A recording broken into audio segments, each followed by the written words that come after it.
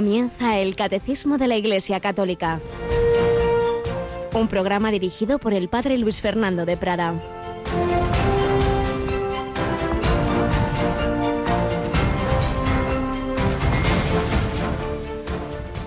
José, hijo de David, no temas acoger a María tu mujer, porque la criatura que hay en ella viene del Espíritu Santo. Alabados sean Jesús, María y José. Muy buenos días.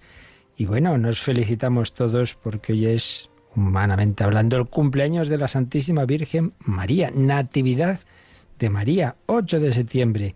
Si el pobre San José estaba hecho polvo, no entendía nada de qué tenía que hacer ante el embarazo de María, y oyó estas palabras del ángel en sueños: no temas acoger a María, no temas llevártela a tu casa, como hizo, porque esa criatura que hay en ella viene del Espíritu Santo. También nos lo dice el Señor: no temas acoger a María, no tengas esos reparos de tener devoción a la Virgen, no digas, ay, a ver si es que esto es demasiado, si no sé qué. No. Si el Señor está encantado de que queramos a su madre, no temas acoger a María, tu madre, nuestra madre. Ella que nació según la tradición de aquellos padres, Joaquín y Ana, y que lo que sí que es segurísimo es que nuestra madre espiritual, como Jesús le ha dicho, ahí tienes a tu hija, ahí tienes a tu madre, pues que no tengamos reparos. Le pedimos a San José, estamos todavía en este año especialmente dedicado a él, que nos ayude a acoger a la Santísima Virgen María, y precisamente en una radio que la tiene a ella por patrona y directora, pues con mucha alegría así lo hacemos. Es María, sin duda, quien inspiró este proyecto en el mundo entero, que va extendiendo ese amor y esa devoción que, entre otros medios que tiene, por supuesto, el Señor y la Virgen, uno más humilde y sencillo, la radio de la Virgen, pero que sin duda pues va haciendo esa labor así, al modo de María y de José, a lo tonto, sencillamente, con medios pobres. Pues aquí nos acompaña Yolanda Gómez. Buenos días, Yoli. Muy buenos días, padre. Pues un día bonito para todas las Radio Marías, y precisamente tenemos entre nosotros, ayer la vieron nuestros oyentes en Entre Amigos, ¿verdad? A Margarida. Se llama en portugués, a ver cómo se dice. Margarida. Margarida, de esa naciente Radio María en Portugal, ¿verdad? La radio que tiene Fátima y que va dando sus primeros pasos. Una gran alegría, y como pues también ella y todo ese grupo, pequeñito todavía, que están empezando Radio María allí, están llenos de ilusión, ¿verdad? Sí. Es un equipo muy joven, pero con muchas ganas, mucha alegría, mucho trabajo, ¿saben? Pero bueno, claro, saben que es el comienzo de una radio que puede hacer mucho bien allí en Portugal. Así que también pedimos a nuestros oyentes su oración. Dentro de un par de semanas un servidor también habrá unos días que no está aquí con vosotros, porque también voy a ir para allá para un poquito acompañarles y transmitir un poquito de lo mucho que vamos aprendiendo todos aquí al cabo de los años.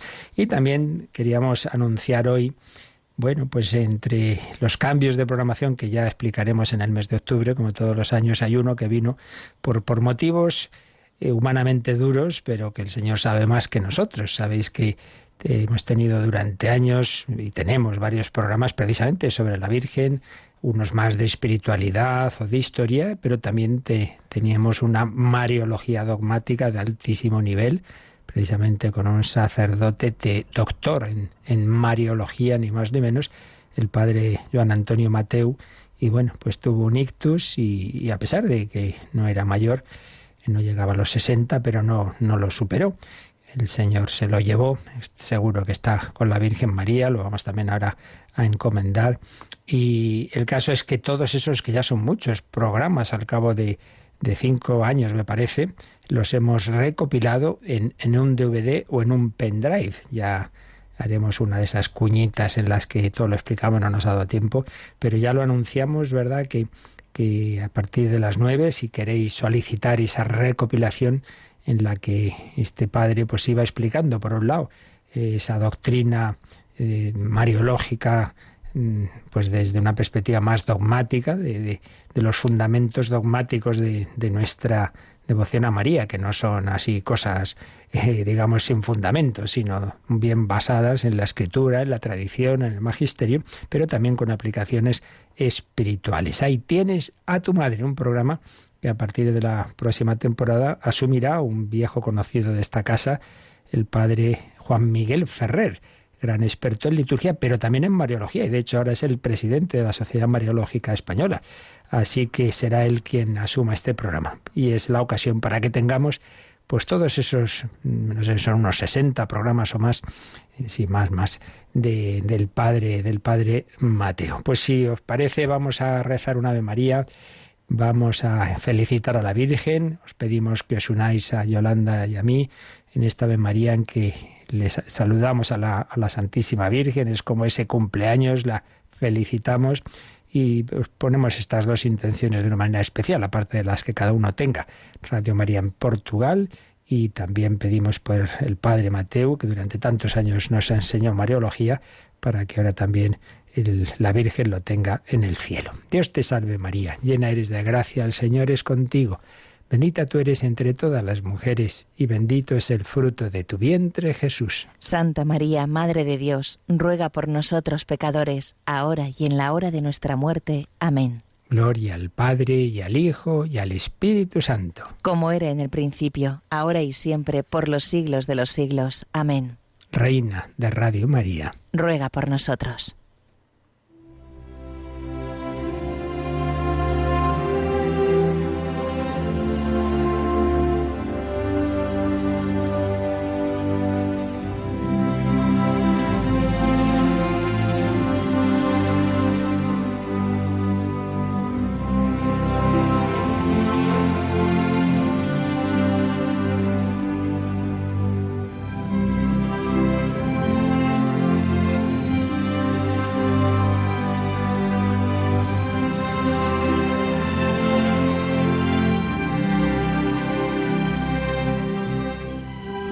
Santa Margarita María de Alacoque, autobiografía. Ella, que llevaba en el nombre de la Santísima Virgen Margarita María, fue introducida en el corazón de Jesús. Recordábamos ayer esa gracia mística que tuvo, simbólica de cómo el Señor iba enardeciendo su corazón cuando Jesús siente que coge su corazón, lo mete en el suyo, se lo devuelve inflamado en ese fuego de su amor. Y le dice Jesús, como señal de que no es pura imaginación la gran gracia que acabo de concederte, sino el fundamento de todas las que te he de hacer aún, te quedará para siempre dolor de tu costado, aunque yo haya cerrado la llaga. Y si tú no has tomado hasta el presente otro nombre que el de mi esclava, yo te doy desde ahora el de discípula muy querida de mi sagrado corazón. Qué impresionante. Por un lado, esas gracias del Señor en esta vida, pues tienen esa ambigüedad que a nosotros nos desconcierta. Son gracias de mucho amor, de mucha alegría, de mucha dulzura, pero también marcadas por la cruz. Le queda ese dolor en el costado. Y luego, qué preciosidad el que el cristianismo nos eleva a esa cercanía con el Señor, que le dice Jesús, bueno, si tú te has llamado, y lo eres, mi esclava, como María, aquí la esclava del Señor, sí, pero yo te voy a llamar discípula muy querida. Más adelante a San Claudio de la Colombier dirá el Señor, siervo fiel y perfecto amigo.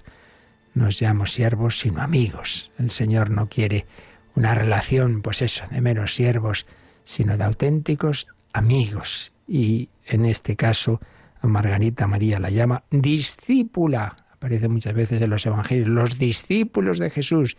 Pues bien, discípula muy querida, muy querida.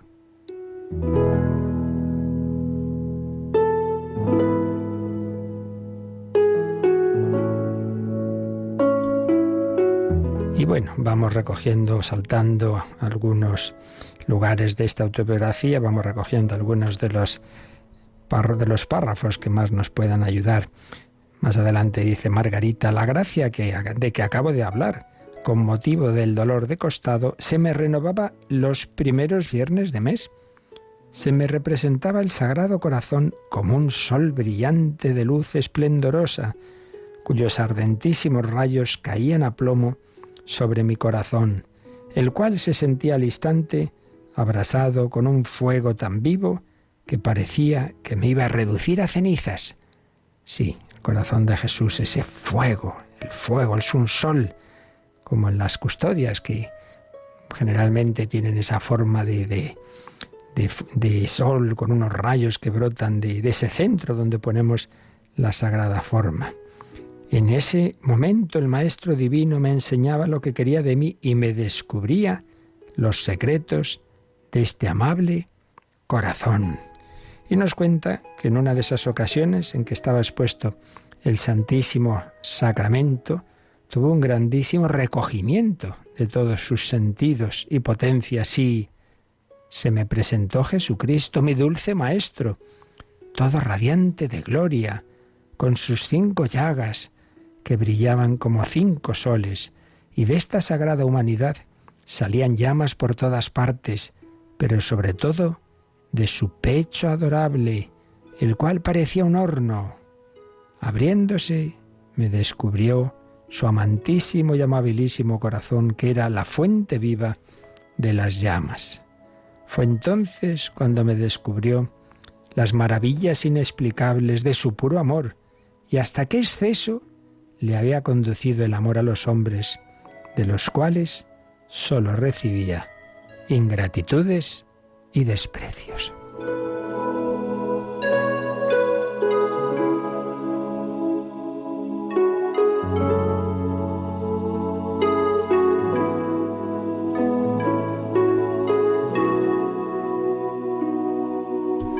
El Señor no sabe qué hacer ya para mostrarnos lo que nos quiere, ese fuego de amor que le salía por las llagas, todas esas llamas de su amor y sobre todo de ese horno ardiente de caridad de su pecho, de su corazón.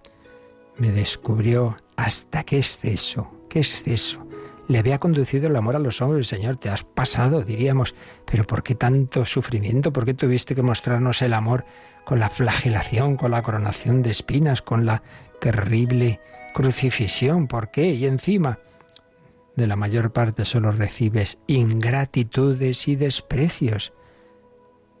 ¿Dónde? ¿Y qué es más atacado y ridiculizado que Cristo, que la cruz de Cristo, que su doctrina? Sí, ingratitudes y desprecios. Y también le dijo Jesús, esto me es mucho más sensible que todo lo que he sufrido en mi pasión. El ver eso, el ver que a pesar de todo, ese regalo de la Eucaristía lo despreciamos, dice que el Señor, que Él era más sensible que los mismos sufrimientos de la pasión. Estimaría en poco todo lo que hice por ellos y querría, si fuese posible, hacer aún más. Pero no tienen más que frialdad y rechazo para corresponder a todos mis desvelos por procurar su bien. Pero tú al menos dame el placer de suplir sus ingratitudes, en cuanto puedes ser capaz de hacerlo. Pues aquí otra llamada a todos nosotros, que tengamos ese espíritu de reparación. El Señor es tan poco amado, incluso es blasfemado, es atacado, ridiculizado, perseguida su iglesia, tantos cristianos buenos que son atacados de una manera cruenta o incruenta, tantas profanaciones de la Sagrada Eucaristía, pero Jesús nos dice, bueno, tú al menos procura suplir, pero claro, Margarita dice, ¿yo cómo? Yo manifestó su impotencia y entonces Jesús le dijo, toma, ahí tienes con qué suplir todo lo que falta. Entonces se abrió el divino corazón y salió de él una llama tan ardiente que creí ser consumida, pues fui totalmente penetrada por ella y ya no la podía sufrir, cuando le pedí que tuviera compasión de mi debilidad. Es decir, el Señor nos pide, bueno, pues tú ama, repara, en reparación, para la redundancia, de tanto pecado. Y nosotros decimos, pero si yo soy también muy pobre. Y Jesús dice, ya, pero te doy mi espíritu, esta llama, este fuego, te doy mi propio corazón. Por ello, pensemos que Jesús nos da precisamente sus méritos para que se los ofrezcamos al Padre. Padre, yo soy muy débil, pero te ofrezco el cuerpo, la sangre, el alma, la divinidad, os ofrezco el amor de Jesucristo en reparación. No soy yo.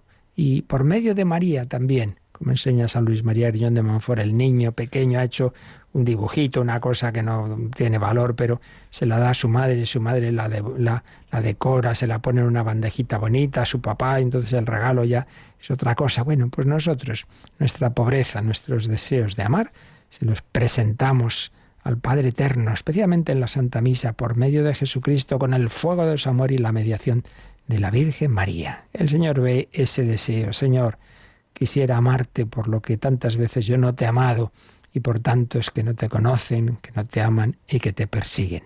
Amar al amor no amado. Pues así lo pedimos, por intercesión de María, la gran reparadora al pie de la cruz, por intercesión de Santa Margarita María y de tantos santos, que todos ellos pues han sido devorados por ese fuego del amor de Cristo, por ese fuego del Espíritu Santo.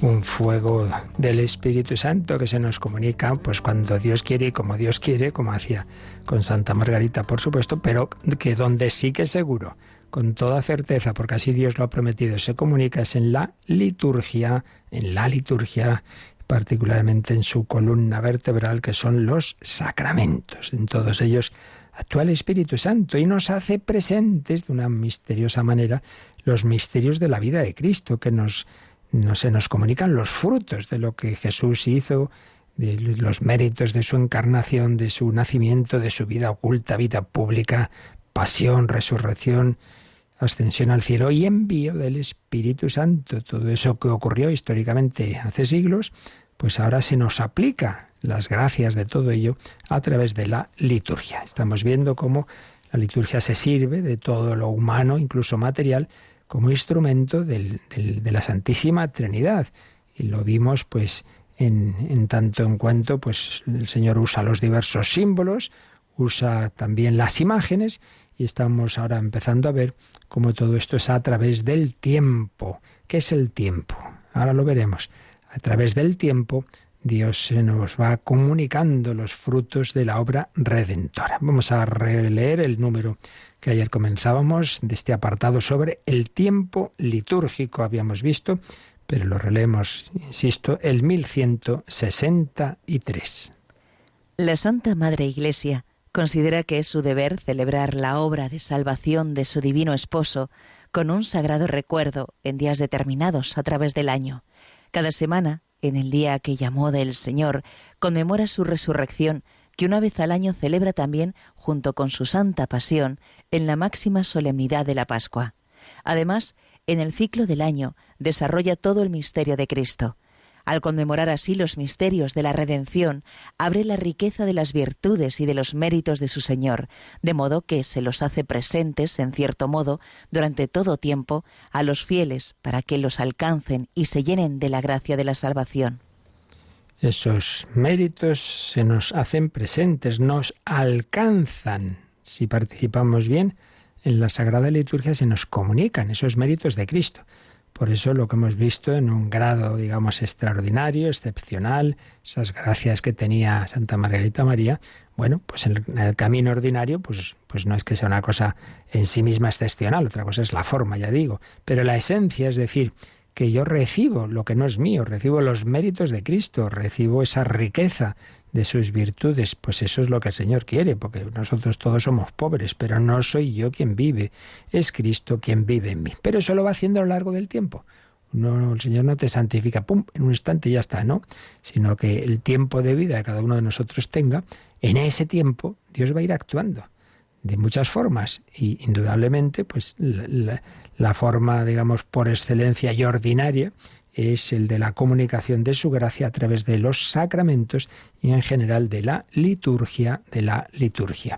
Por ejemplo, me vinieron a la mente, pues Teresita del Niño Jesús, que desde que perdió a su madre desde pequeñita se había hecho muy sensiblera, muy lloroncita y tal, y precisamente una noche de Navidad, al volver de la misa del gallo, pues que tuvo un momento que pudo darle uno de esos ataques que le daban de echarse a llorar por una tontería, sintió que recibía una gracia del Señor, que le daba una fortaleza, y que ya ese día, esa noche no lloró, sino que desde ese momento tuvo mucha más fortaleza ante circunstancias en las que antes era más lloroncica, digamos, ¿no? Bueno, pues recibió esa gracia precisamente en la Navidad, en el momento en que el Hijo de Dios, hecho niño, que estaba en un pesebre, le dio ese amor, esa fortaleza, ese vivir, sí, con ternura, pero no con sensiblería. El Señor actúa a lo largo del tiempo. Bueno, pues como estábamos haciendo en las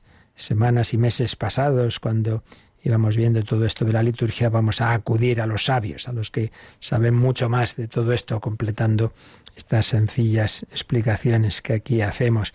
Y ya hemos citado varias veces esta obrita extraordinaria de quien todavía no era papa, sino cardenal Joseph Ratzinger, El espíritu de la liturgia. Tiene también un capítulo sobre el tiempo. Vamos a recoger algunas de las ideas. El tiempo sagrado. Todo el tiempo es, dice, tiempo de Dios. Todo el tiempo es tiempo de Dios. La palabra eterna hace suya la existencia humana a través de la encarnación. Y con ello acoge la temporalidad, introduciendo así el tiempo en el espacio de la eternidad. Cristo mismo es el puente entre el tiempo y la eternidad. Claro, este es el fundamento de todo, porque Dios en sí mismo es un eterno presente. En Él no hay un antes y un después, pero una vez que se ha hecho hombre, que ha entrado en nuestra vida humana, en Él sí, en esa humanidad, en esa naturaleza humana, hay un antes y hay un después. Por eso Cristo es, como en todo lo demás, es el camino, es el puente entre la temporalidad y la eternidad.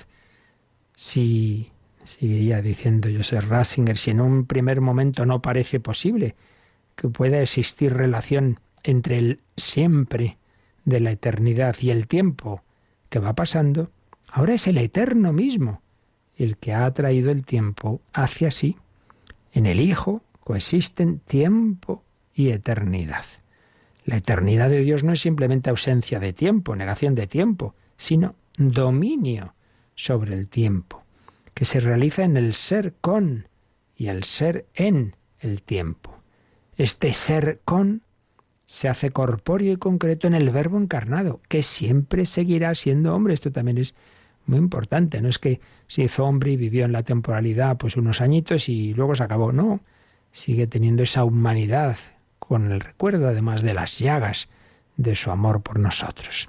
Todo el tiempo es tiempo de Dios, todo el tiempo es tiempo de Dios. Pero por otra parte, también es verdad que la estructura particular del tiempo de la Iglesia, que hemos conocido como un entre la sombra y la pura realidad, exige un tiempo especialmente elegido y determinado, cuyo fin es poner el tiempo en su totalidad en las manos de Dios. ¿Qué quiere decir esto? Que sí, que aunque todo es tiempo de Dios, que Dios puede actuar en cualquier momento, pero también es verdad que la liturgia tiene un antes y un después, tiene unas fechas, tiene unas etapas, igual que la vida humana de Jesús tuvo etapas.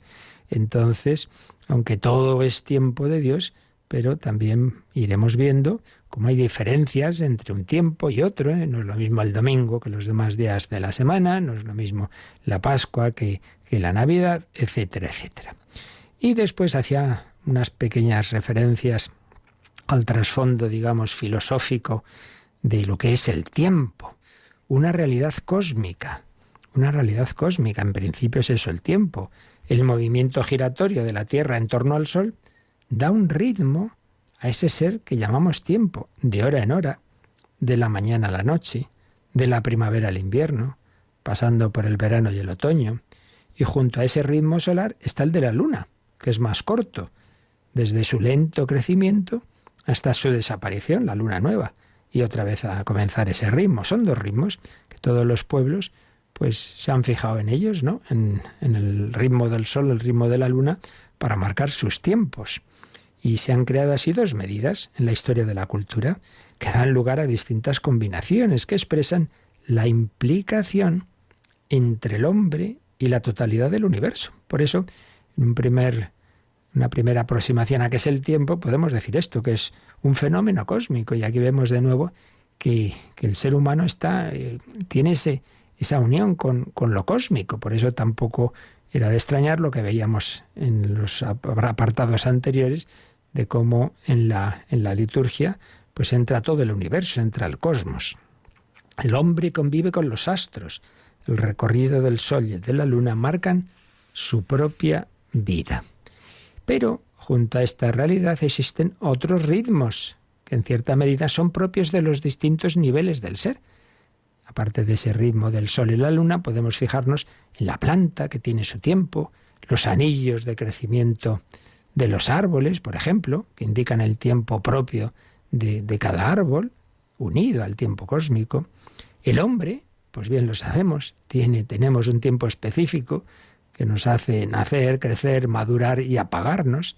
Se podría decir que los latidos de nuestro corazón son algo así como el ritmo interior de nuestro propio tiempo, donde tanto lo orgánico como lo psíquico y lo espiritual forman una síntesis misteriosa que se encuentra inmersa en la grandeza del universo e incluso en el patrimonio común de la historia.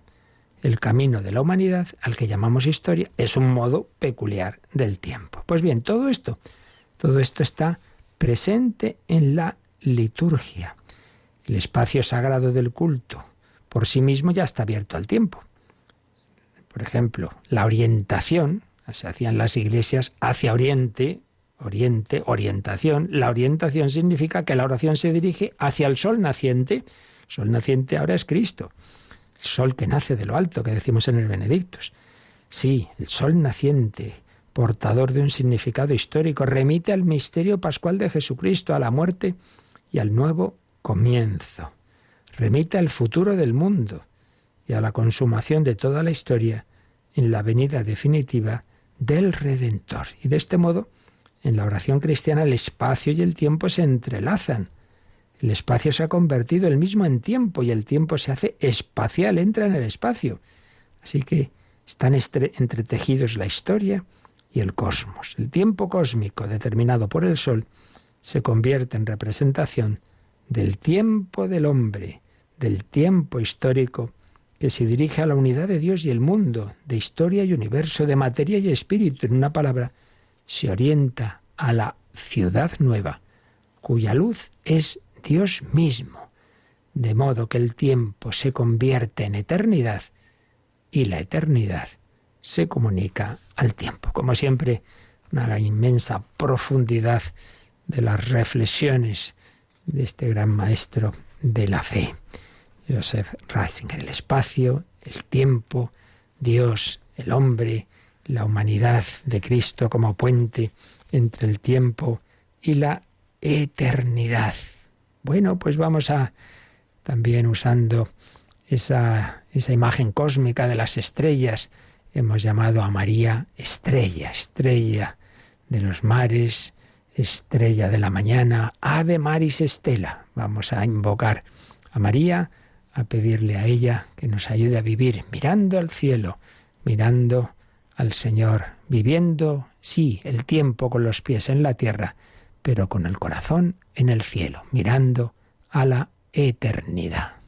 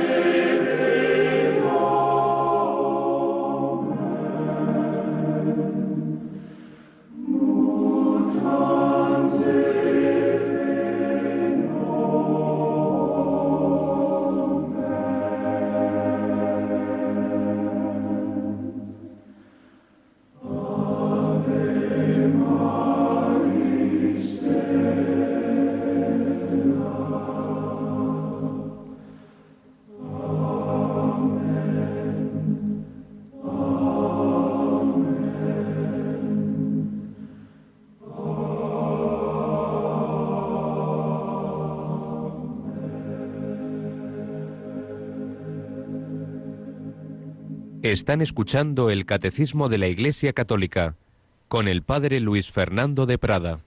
Ave Maris, de la estrella de los mares. María nos guía en las noches de nuestra vida, en esa navegación hacia la orilla de la eternidad. Bueno, y en ese caminar, en esos días, en ese tiempo, en ese transcurrir del tiempo, pues hay momentos y momentos. Por eso seguimos leyendo lo que nos dice el Catecismo. Pasamos ahora al número 1164. El pueblo de Dios, desde la ley mosaica, tuvo fiestas fijas a partir de la Pascua para conmemorar las acciones maravillosas del Dios Salvador, para darle gracias por ellas, perpetuar su recuerdo y enseñar a las nuevas generaciones a conformar con ellas su conducta. En el tiempo de la Iglesia, situado entre la Pascua de Cristo, ya realizada una vez por todas, y su consumación en el reino de Dios, la liturgia celebrada en días fijos está toda ella impregnada por la novedad del misterio de Cristo.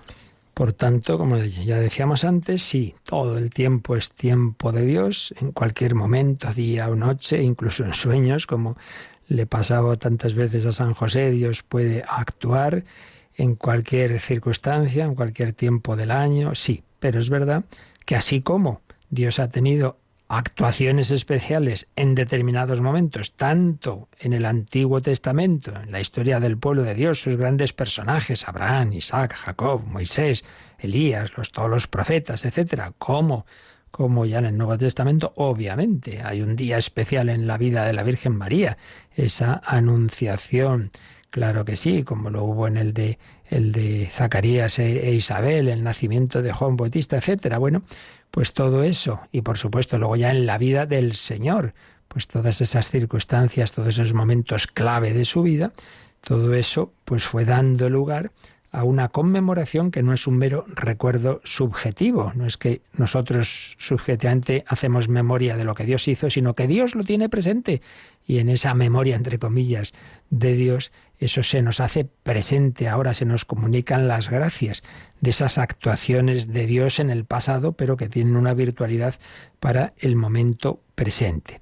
Esto pues dio lugar, como digo, a unas fiestas fijas ya en la historia de Israel. Esto está muy estudiado y tenemos un programa de un hiperexperto en el tema, el padre Francesco Voltaggio, que precisamente reside allí en Tierra Santa y que sabéis que nos ha ido explicando y lo seguirá haciendo en ese programa de A las fuentes de la fe en Tierra Santa como nadie, porque es un súper experto, como digo, todo este tema de la liturgia judía, las fiestas judías y cómo ellas se han ido preparando y desembocando en lo que ya es nuestra liturgia cristiana. Pero aquí, bueno, diremos alguna cosa sencilla, pero que tengamos claro cómo hay una unidad de esa acción de Dios, desde esa actuación suya, que da lugar a una serie de fiestas, la más grande y principal para el pueblo judío, la conmemoración de cómo Dios los libera de Egipto, cómo parece que van a morir ahí cuando llega el ejército egipcio en el Mar Rojo y sin embargo son salvados. Todo ello pues celebran esa Pascua, que ya la noche antes de salir, pues aquello del Cordero, con cuya sangre untaban las jambas de las puertas, y entonces en aquella plaga de los primogénitos pues eran salvados las familias israelitas por esa sangre del Cordero. Evidentemente todo en el Antiguo Testamento era preparación de la plenitud que iba a darse en el Nuevo. El Cordero es Cristo, el Cordero de Dios que quita el pecado del mundo, con esa sangre derramada por vosotros y por muchos para el perdón de los pecados, para liberarnos de la esclavitud de este mundo, de su faraón, que es el maligno, para llevarnos a través del desierto de esta vida a la tierra prometida, que es el cielo. Todo luego vemos cómo va cuadrando.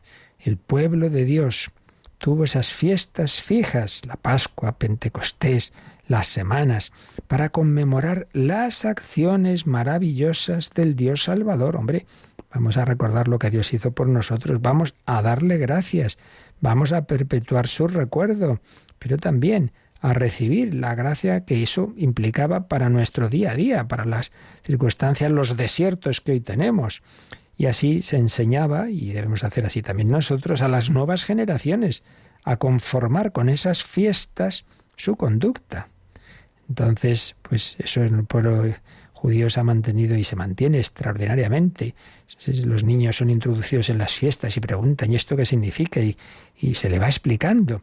Y así debemos hacer también nosotros. Por eso, después de hacer esta alusión a las fiestas judías, dice el Catecismo que en el tiempo de la Iglesia, situado entre la Pascua de Cristo y su consumación en el reino de Dios, ahí nosotros ese es el tiempo de la Iglesia, desde lo que Jesús hizo hasta que termine la historia, situado entre la Pascua de Cristo, ya realizada una vez por todas, y su consumación en el reino de Dios, pues en este tiempo de la Iglesia, la liturgia celebrada en días fijos está toda ella impregnada por la novedad del misterio de Cristo. Toda ella impregnada por el misterio de Cristo. Y aquí, pues de nuevo recurrimos a otro de nuestras obras de referencia, de los que saben mucho de todo esto, y acudimos al padre Jean Corbon, este sacerdote libanés ya fallecido, que era un sabio sobre todo estos temas de liturgia y de oración, que participó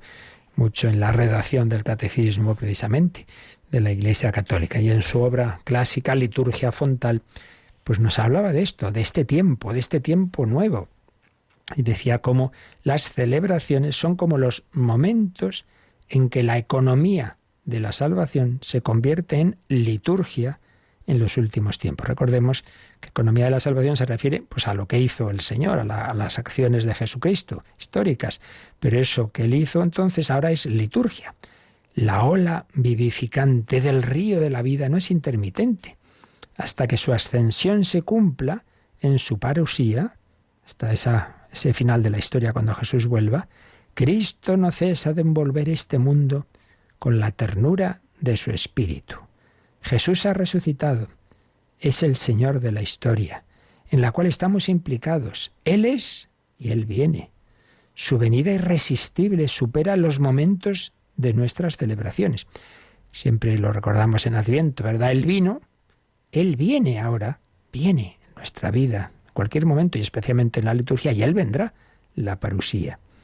Su venida irresistible supera los momentos de nuestras celebraciones. Esos momentos son posibles tan solo porque son la irrupción en nuestro tiempo mortal de un tiempo vivo que está liberado de la muerte. Dicho de otra manera, en la fuente de nuestras celebraciones hay una energía del Espíritu Santo de la que debemos beber continuamente, y es el tiempo nuevo de la resurrección.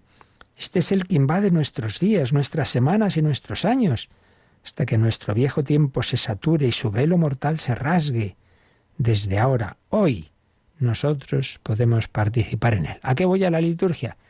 ¿A qué voy a misa? ¿A pedir no sé qué? Hombre, pues vale, pero sobre todo ven a beber de ese costado abierto de Cristo donde brota ese río de agua viva que es el Espíritu Santo. Este hoy del Dios vivo, en que el hombre puede entrar en la hora de Jesús.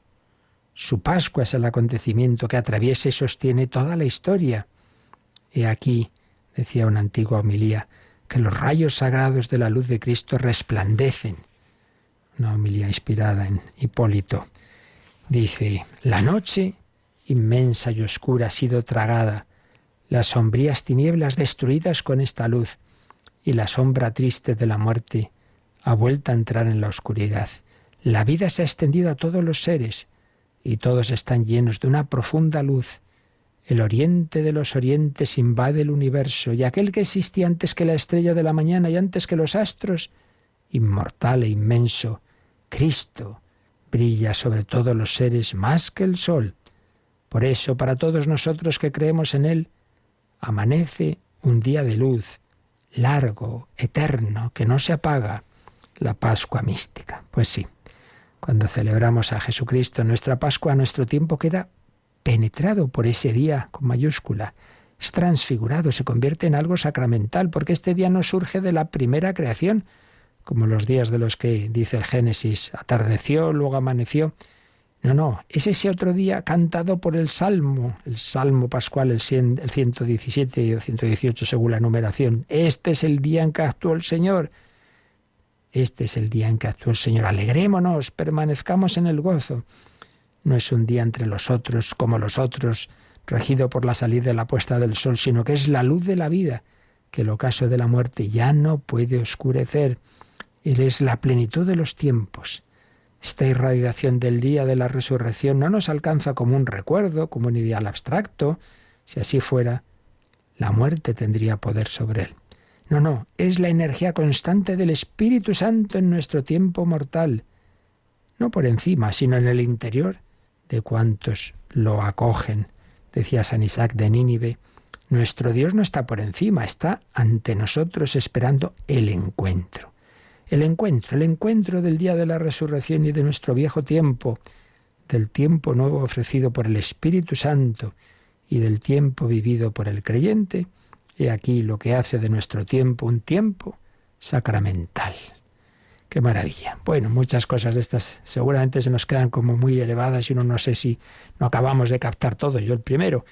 Pero es que es así, el misterio de Dios nos supera, pero que al menos nos quede como ese deseo. Sí, Señor, yo no te acabo de entender mucho, como cuando San Pedro, después de aquel discurso del pan de la vida, Jesús les dice, ¿también vosotros queréis marcharos? Y Pedro dice, Señor, ¿ya quién iríamos? Solo tú tienes palabras de vida eterna. No se había debido enterar tampoco mucho el pobre, no habría entendido nada de aquello de que había que comer el cuerpo de Cristo, pero sabía que por ahí estaba la verdad, sabía que si de alguien se podía fiar era de Jesús.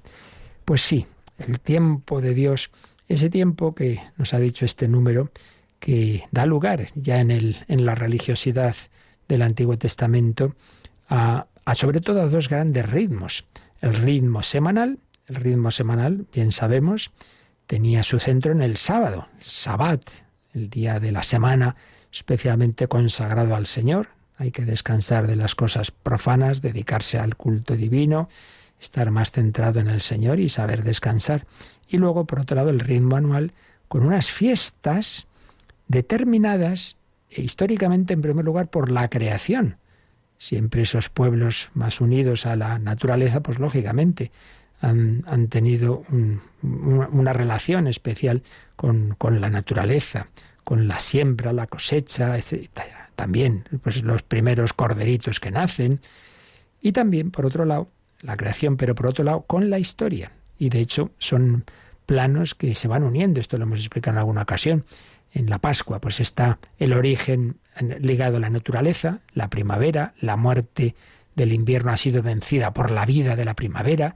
Volvemos a recoger, tenemos de la naturaleza, que cultivamos esto, lo otro, esas hojas que habían caído de los árboles, vuelve la vegetación otra vez en primavera, nacen los primeros animalitos que algunos estaban ahí, los pobres muertos de frío, invernando. No. La vida de la primavera vence a la muerte del invierno.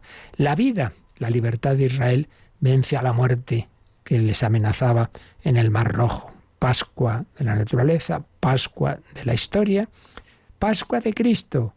La vida de la resurrección ha vencido a la muerte del sepulcro. Cristo ha resucitado. Ya van tres. La naturaleza, la historia de Israel, Cristo y ahora nuestra Pascua. Nuestra muerte es el pecado. Estamos muertos en nuestros pecados, pues Cristo nos resucita. La gracia de Cristo nos da la vida, nos da la fe, el sentido de la vida, la esperanza, el amor, poder superar nuestros vicios, nuestras esclavitudes, esa falta que se cumpla en cada uno de los hombres, que Dios la ofrece, no todos la cogen. Jesús lavó los pies a todos, pero Judas en su interior no se dejó lavar el corazón. Ahí está esa lucha interior, pero el Señor pues va actuando. Pues estas fiestas se daban en Israel en esos niveles, la naturaleza, la historia y luego ya la aplicación a la vida del creyente, que en nuestro caso pues sabemos que culmina en Cristo, y como todo eso se nos quiere aplicar ahora en el tiempo de la Iglesia, a través de la liturgia, a través sobre todo de los sacramentos, pero en continuidad con esa herencia judía, como siempre nos explica el padre Voltaggio. Sí, esas fiestas del Antiguo Testamento, pues nosotros ahora muchas veces cuando leemos, pues en el Nuevo Testamento leemos cómo Jesús pues celebraba esas fiestas, ¿verdad? Por supuesto, sale mucho los sábados en el Evangelio. Jesús fue a la sinagoga en sábado, enseñó, pero además de ese sabbat semanal, pues vemos cómo estaba las fiestas, las 3 fiestas en que se peregrinaba a Jerusalén: la Pascua, el Pesá, la fiesta de las semanas, Shavuot, o como se diga, la fiesta de los tabernáculos, Sukkot. Sí, en todas ellas hay esa fusión de la naturaleza, en el caso de la Pascua ya lo hemos dicho, de los panes ácimos, la inmolación del Cordero, con el éxodo de Israel. La fiesta de las semanas eran 50 días después de los panes ácimos. Era una acción de gracias por la cosecha del trigo y conmemoraba también la ratificación de la alianza en el Sinaí. Ahí está la parte histórica de esa fiesta. La fiesta de los tabernáculos, pues originariamente también ligada a la naturaleza, porque se daba gracias por la vendimia. 7 días de fiesta. Los peregrinos vivían en cabañas. Era como un recuerdo de cuando habían estado viviendo en tiendas durante el éxodo, en el camino por el desierto. La primera luna de otoño se celebraba el día de la expiación, el Yom Kippur. Entonces el sumo sacerdote ofrecía unos ritos y sacrificios por los pecados del pueblo. Era Jesucristo el que iba a ofrecerse por nosotros en reparación de todos nuestros pecados. La fiesta de la dedicación del templo, Hanukkah, la fiesta del Purín, etcétera, etcétera. Muchas fiestas que muchas de ellas ligadas, ya digo, al principio a la naturaleza, pero que luego conmemoraban las acciones salvadoras de Dios, y que todos nosotros nos damos cuenta de cómo todo eso se ha cumplido en Cristo, y Jesucristo quiere que se cumpla en cada una de nuestras vidas. Pues así se lo pedimos al Señor por medio de la Virgen María, israelita, en la que llega a plenitud toda la obra salvadora del Antiguo Testamento, pero a la vez la puerta del Nuevo, porque es la madre del Salvador, la madre del Dios eterno, hecho tiempo, hecho carne. Con María nos quedamos, y si tenéis ahora alguna consulta, algún comentario o algún testimonio, pues tenemos unos minutitos para ello.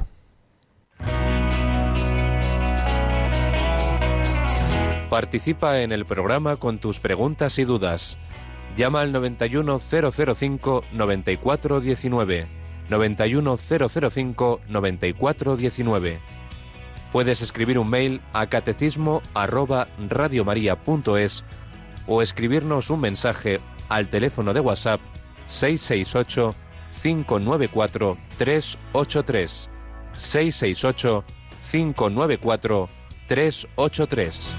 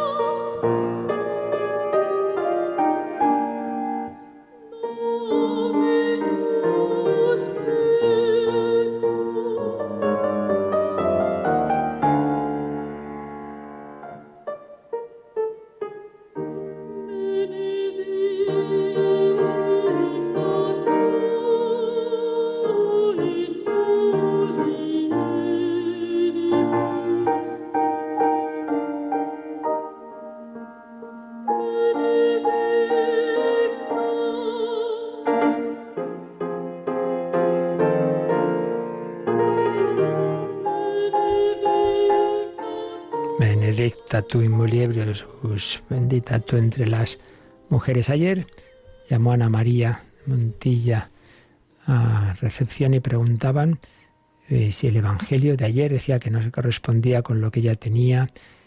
Claro, como no sabemos, aquí no tengo yo cuál era el Evangelio que ella tenía, pero lo importante es que dice, indica que es del año par, y estamos en año impar, y que el leccionario A, B y C solamente para los domingos. ¿Es correcto esto? No, vamos a ver. En efecto, en los domingos hay 3 ciclos, A, B y C. Bueno, pero de diario lo que hay es en efecto año par y año impar, pero el Evangelio en los días ordinarios es el mismo, en el año par y en el impar, que es lo que varía de año par a año impar, es la primera lectura. Por tanto, el Evangelio tendría que ser el mismo. Entonces, probablemente hay algún, no sé, es que no sé cuál es el Evangelio que ella, en qué librito lo ha visto, ¿no?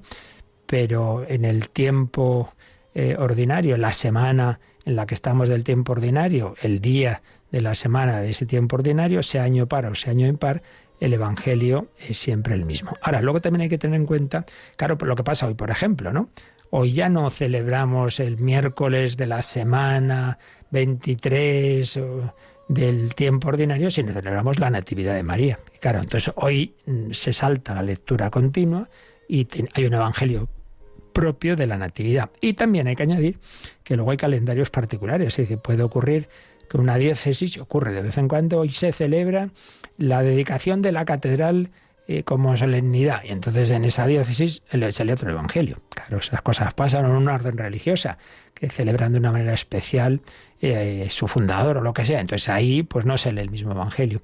En fin, son distintos factores que pueden influir en que cambien las lecturas, pero lo que sí que debemos quedarnos con ellos, con esta idea, que si no hay nada especial, pues hay en los domingos 3 ciclos de lecturas para a lo largo de 3 años ir leyendo la mayor parte posible de la Biblia, y en 3 semanas hay año par o año impar, pero que ahí varía la primera lectura. El Evangelio siempre es el mismo en lo que se refiere, ya digo, a la lectura continua en los distintos tiempos litúrgicos. Bueno, pues lo dejamos aquí, quedándonos con esa felicitación a María, que ahora de nuevo haremos también, como ahora podréis escuchar, y recordándoos que hemos preparado una recopilación de todos los programas que a lo largo de bastantes años nos explicó el padre Joan Antonio Mateu, que el Señor llamó a su presencia inesperadamente hace unos meses, y toda esa mariología, y tienes a tu madre, profunda y a la vez pues muy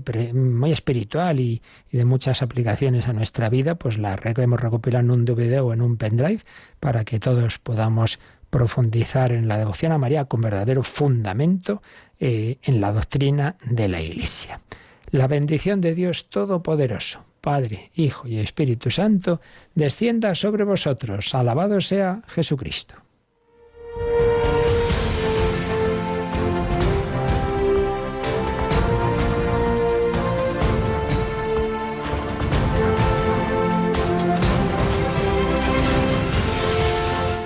Han escuchado en Radio María el Catecismo de la Iglesia Católica, un programa dirigido por el Padre Luis Fernando de Prada.